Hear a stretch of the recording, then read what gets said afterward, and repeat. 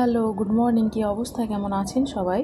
মাই simple lifestyle শান্তাতে আমার সকল মিষ্টি বন্ধুদের অনেক অনেক স্বাগতম। আজকে আমি বানাবো একটা ভিন্ন ধরনের রেসিপি, ভিন্ন ধরনের হালুয়া, ডিমের হালুয়া। হালুয়া বানানোর জন্য যেসব উপকরণগুলো লাগবে, যেমন হাফ লিটার দুধ নিয়েছি আমি এখানে, 4টে ডিম, তেজপাতা, গরম মশলা গোটা এবং চিনি। প্রথমে আমি ডিম 4টে ভেঙে দুধের সঙ্গে মিশিয়ে নিচ্ছি। মেশানোর সময় চিনিটাও দিয়ে নেব, দিয়ে কাঁটা চামচ দিয়ে নেড়ে একসঙ্গে ভালোভাবে দুধ, ডিম এবং চিনিটা মেল্ট করে নেব, যেন কোনো লাম্পস না থাকে সেটাও দেখতে হবে। কাঁটা চামচ দিয়ে আস্তে আস্তে নেড়ে এভাবে মেল্ট হয়ে যাবার পরে 3টে তেজপাতা, কিছুটা গোটা গরম মশলা যেমন এলাচ, লবঙ্গ, দারচিনি এগুলো দিয়ে দিচ্ছি।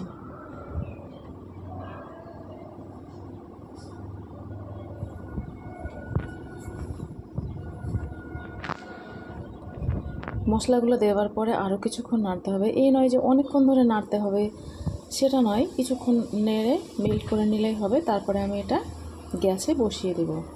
প্রথম 1 মিনিট হাই ফ্লেমে রান্না করব, তারপরে পুরো রান্নাটাই হবে লো ফ্লেমে। কারণ আপনারা সকলেই জানেন ডিম তাড়াতাড়ি রান্না হয়ে যায়, তো হাই ফ্লেমে রাখলে ডিমের তলাটা ধরে আঁচ লেগে যেতে পারে। সেই জন্য এটা লো ফ্লেমে অনবরত নাড়তে থাকতে হবে, লো ফ্লেমে রেখে। এই তো আস্তে আস্তে ঘন হয়ে আসছে মিশ্রণটা।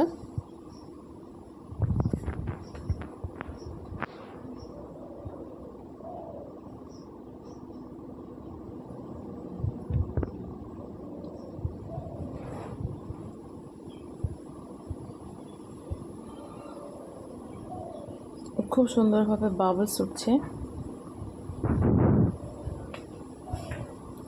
রেখে দেওয়া যাবে না, এটাকে অনবরত নাড়তেই থাকতে হবে।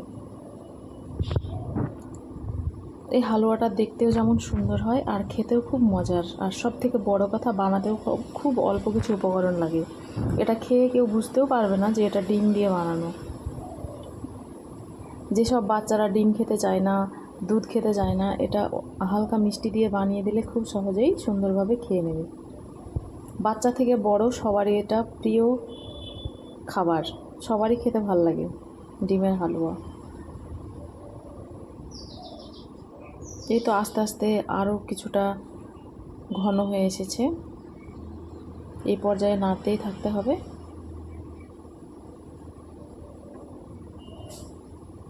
যখন দুধ এবং ডিমটা মেশাচ্ছিলাম তখন কিছুটা ঘি দিয়ে দিলে ভালো হতো, কিন্তু আমার খেয়াল ছিল না অতটা।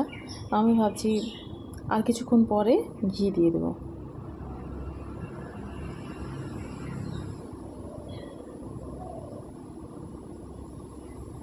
এই তো আমি এখানে একটু বেশি ঘি লাগবে, বেশি পরিমাণে 3 টেবিল স্পুন মতো ঘি দিয়ে দিলাম।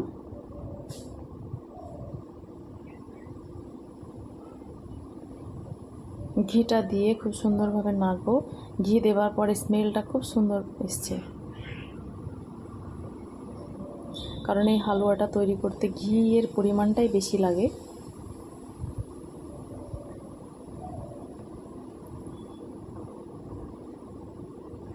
এই তো আস্তে আস্তে কালারটাও আসছে।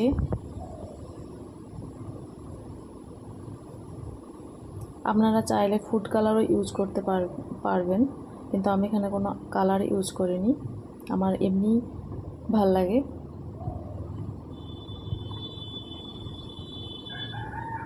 এই তো একদম দানাদার হয়ে গেছে, মিহি দানার মতো দেখতে হয়ে গেছে, আস্তে আস্তে দানা বর্ণ ধারণ করেছে।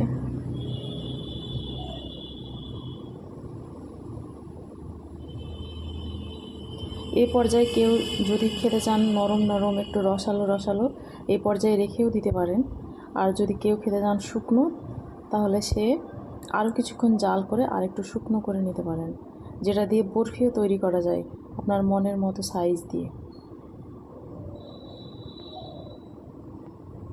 এই তো একটু তলাতে ধরেও যায়নি,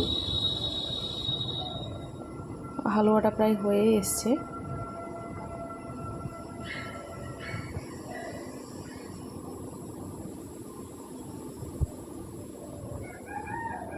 আর রস নেই, রসটা পুরো শুকিয়ে এসেছে।